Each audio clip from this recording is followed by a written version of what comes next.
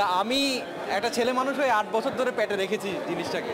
তো 8 বছর পর রিলিজ হয়েছে, আলহামদুলিল্লাহ, I am happy for that.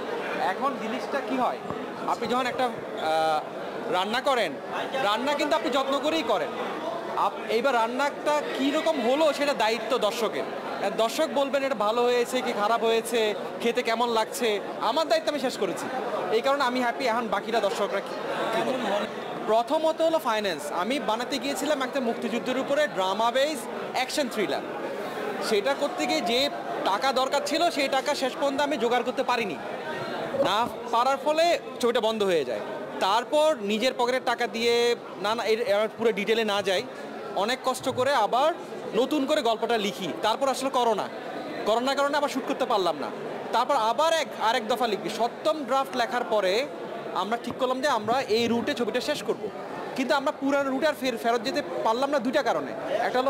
একটা হলো ফাইন্যান্স, আর একটা হলো একটা ছেলে ছিল প্রোটাগনিস্ট ছেলে, যার বয়স ছিল কত 11 বছর কি 10 বছর। ওই ছেলের বয়স বেড়ে গেছে, জানেন তো কিশোর ছেলেরা খুব তাড়াতাড়ি বাড়ে। সো আমি চাইলেও ওই গল্পে ফেরত যেতে পারি না, বিকজ অফ এটা রিয়েলিস্টিক মনে হবে না। তখন গল্পের যে মূল বক্তব্য, সেই বক্তব্য আজকে যা দেখলেন, এই বক্তব্য ঠিক রেখে আমরা ছবিটা আবার রিরাইট করি। বক্তব্য কোনো চেঞ্জ হয় না, কিন্তু বক্তব্য ঠিক আছে, গল্পের ধরন, গল্পের ওয়ে অফ ডেলিভারি চেঞ্জ হয়ে গেছে। এই সিনেমা একটা ইন্টেনশনে আমরা কাজ করেছি। এই সিনেমা দেখে যাতে মনে না হয় যে এটা আপনি একটা সিনেমা হলে এমন একটা গল্প দেখছেন যে গল্প আসলে আপনি জানেন না। আমরা চেষ্টা করেছি, ইন্টেনশনালি চেষ্টা করেছি এমন গল্প বলতে আপনার যাতে মনে হয় এটা আমার গল্প, যে মেয়ে দেখে মনে হয় এটা আমি প্রতিদিন ফেস করি। সো আমরা বাস্তব এবং সিনেমাটিক রিয়েলিটি দুটাকে ভেঙে ফেলতে চেষ্টা করেছি। দেখুন, প্রথম কথা, এটাকে বলা হয় ওপেন এন্ডিং। আমি নিজে কোনো কনক্লুশন টানতে চাইনি অ্যাজ এ ফিল্ম মেকার, গল্পকারও চাইনি। আমি চাইছি সিচুয়েশনটা আপনাদের সামনে তুলে ধরতে, দর্শকের সামনে তুলে ধরতে, দর্শক সিদ্ধান্ত নিক। যদি এরকম কোনো সিচুয়েশনে কোনো মানুষ পড়ে, সেটা ছেলে হোক মেয়ে হোক, তাহলে আসলে কী করা উচিত। আমরা আসলে কী রকম সোসাইটিতে বাস করি যেখানে হিউম্যানিটির অবস্থা আসলে আজকে কোথায় গিয়ে দাঁড়িয়েছে।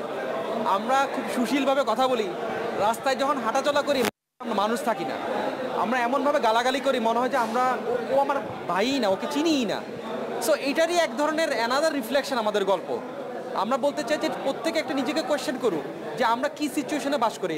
এই উত্তরটা আপনারাই দিন।